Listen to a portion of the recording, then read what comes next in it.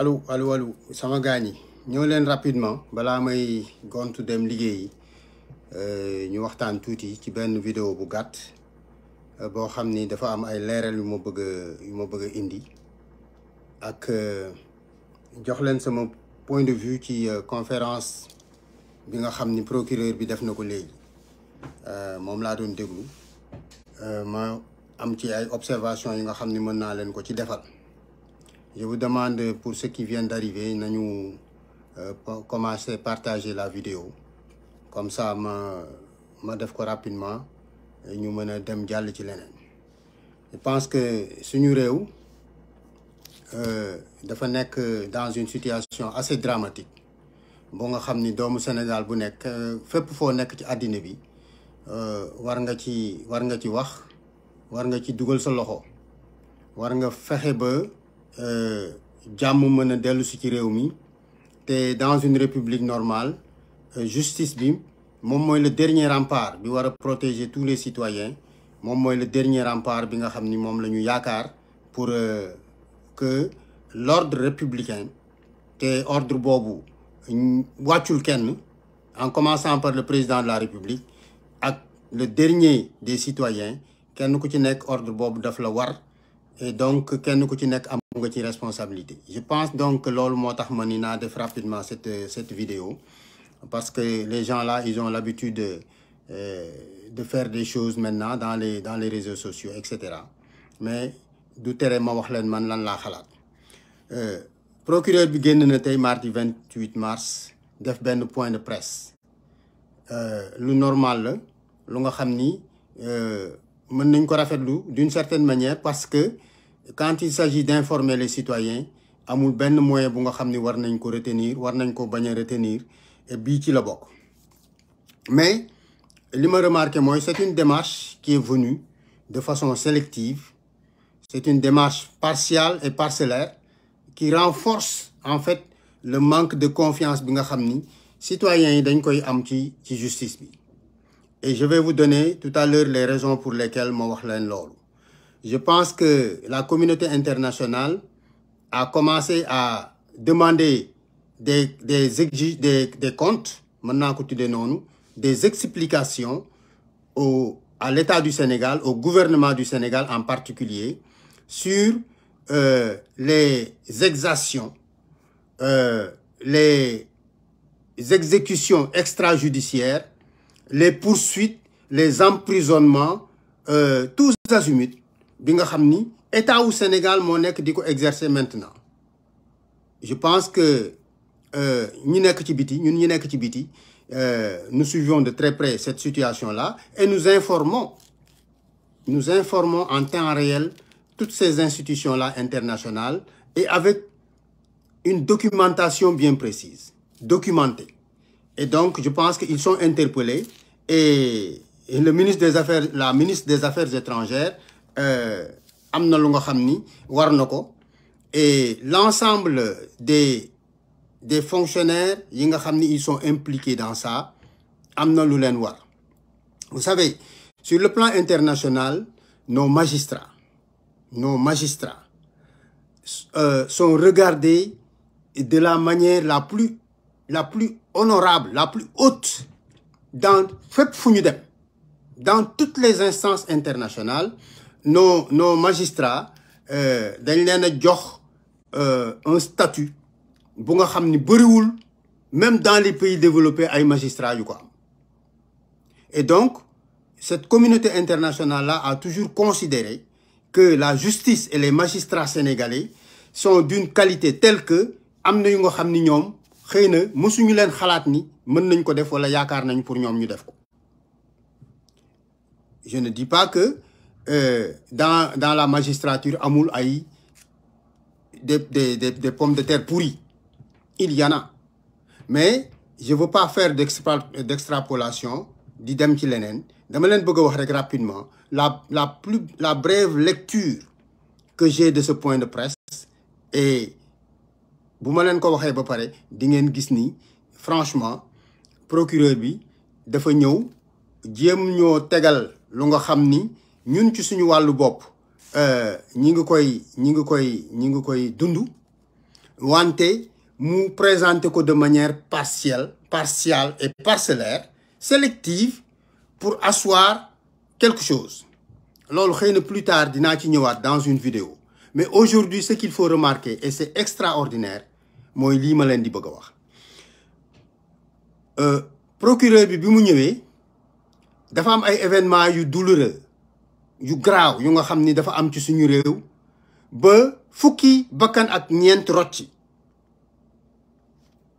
ubbiwul gémmiñam benn yoon wax ñu ni enquête boobu commencé nañ ko ñi ngi koy def résultat yii lañu ci am là c'est la première chose. La deuxième chose mooy les forces de défense et de sécurité ñaar ci ñoom dañoo jékki-jékki disparaître kenn ki ñu gis kooram keneen ki ba tey gisaguñu ko te mënuñoo wax exactement ces forces de défense et de sécurité là lan moo xew ci ñoom ndax ñi ngi koy enquête boobu lan la jur parce que li mu def tey yëpp c'est nous donner le résultat d'enquête sur des faits politiques qui se sont passés et sur des événements qui se sont passés et qui concernent un leader politique et un parti politique, en particulier le PASTEF. loolu rek la def. Maintenant, dans cette démarche, il a voulu asseoir des réponses pour la communauté internationale, ce qui n'est pas son rôle. La communauté internationale a des standards, a des exigences, a des règles, a des lois que tout État signataire doit respecter. Et cet État signataire, dont le Sénégal, sur ses droits de l'homme, sur ses droits et libertés, ne respecte plus les conventions et les lois internationales qu'il a ratifiées. Bon, la démarche du procureur consiste donc à vouloir donner une partie de cette réponse, asseoir une thèse au niveau national et peut-être même intimider. Parce que quelquefois, certaines informations qui sont données ont pour but simplement d'intimider. Maintenant, boo leen xoolee wax naa leen les 14 morts, il n'en a pas parlé. La disparition des forces de sécurité, il n'en a pas parlé. L'assassinat d'un militant de PASTEF récemment à Kolda ne mérite pas les enquêtes ou bien de nous informer sur ce qui se passe. Mérité wu ko certainement. Et la mort d'un ancien garde du corps d'un ministre de la République, Cheikh Tidiane Gadio Mankabou, est mort en détention. Il ne nous a pas parlé. Fan la enquête boobu toll lan moo ko etc. Bon, mais li gën a doy waar Ousmane Sonko a parlé d'une tentative d'assassinat sur sa personne lors des événements du 16 mars. Mais boobu moo mujj. Le monde entier a vu la violence inouïe qu'il a subi par les forces de défense et de sécurité. Moom ci boppam, la vidéo a fait le tour du monde. Le monde entier s'est ému de ça. Est-ce qu'il peut nous dire qu'est-ce qui a donné l'ordre de faire ça? Pourquoi il était nécessaire de violemment attaquer la voiture de Ousmane Sonko? Voilà des questions réelles. Et je pense que les journalistes qui étaient présents, s'ils n'avaient pas dit qu'il faisait un point de presse, mais qu'il faisait une conférence de presse, mais les journalistes lui auraient demandé l'ensemble de ces faits-là, yi ma leen di relater. Li tax may def vidéo bi, c'est en fait pour ça. Parce que les journalistes n'ont pas eu l'occasion de lui poser des questions fondamentales sur la gestion de la justice actuellement et sur tous les cas qui sont en train de se dérouler. Mais lorsqu'on est allé prendre à Medina Ndiadbé un médecin, un administrateur d'hôpital, qui n'a rien à voir avec les soins qui sont prodigués dans l'hôpital. Un administrateur d'hôpital, comme tous les administrateurs d'hôpitaux, ils ont des protocoles qu'ils mettent en place, que l'ensemble de la chaîne utilise, et lui n'a rien à faire ou rien à dire sur les patients qui viennent à partir de la réception jusqu'à leur acheminement vers une salle de traitement ou une section de traitement. Pourquoi aller cueillir quelqu'un qui est un administrateur? Manu Militari, vous lui avez donné des convocations. Il n'est pas sur place. Il vous a dit qu'il n'est pas sur place. Mais donnez-lui au moins la courtoisie. Qu'il revienne à Dakar ou qu'il vous précise qu'il sera à Dakar.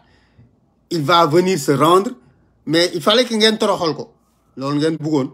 Madame, toute votre stratégie, en fait, c'est de faire ça. Toroxol nit ñi, quoi.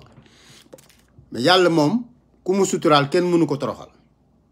Te ki koy jéem pour def ko te suñu borom bi nangu ko bootul yow ci yow lay wëlbatiku quoi. Donc loolu bàyyi leen ci seen xel. Je dis donc que le round-up bi nga xam ni moom la ñuy def ci xale yi Sénégal, les élèves et quelques étudiants. On me dit que c'est plus de 500 personnes maintenant qui sont dans les lieux de la détention. Lu ko waral? Mais dites-le au peuple sénégalais. Le peuple sénégalais est un peuple libre qui jouit de liberté consacrée dans notre constitution. Yéen ñu ko gën a xam yéen droit ngeen jàng. Et tous les jours, les forces de l'ordre transgressent ces libertés-là. Après ngeen ni kenn du ko wax. Mais li ma bëgg a wax léegi lii la. En fait, je pense que les journalistes au Sénégal auront le temps de traiter ce point de presse, point par point.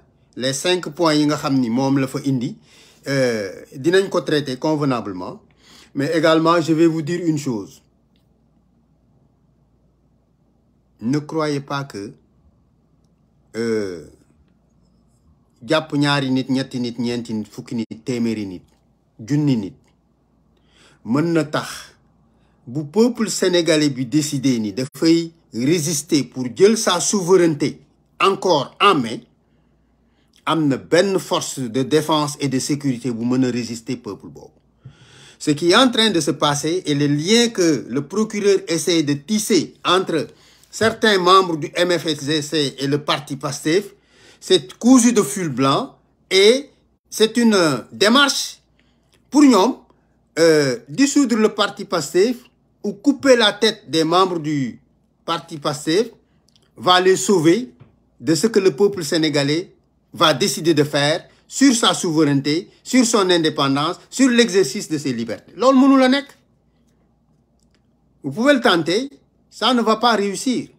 Mais ce qui est dommage, c'est que vous êtes en train de ternir l'image extrêmement reluisante de la magistrature sénégalaise et des magistrats sénégalais, parce que vous pouvez dire tout ce que vous voulez, mais les gens sont libres de penser ce qu'ils veulent. Les gens sont libres d'observer et de constater que effectivement la transformation de notre justice en bras armés d'un camp politique, le camp du président de la République, c'est inacceptable. C'est véritablement inacceptable.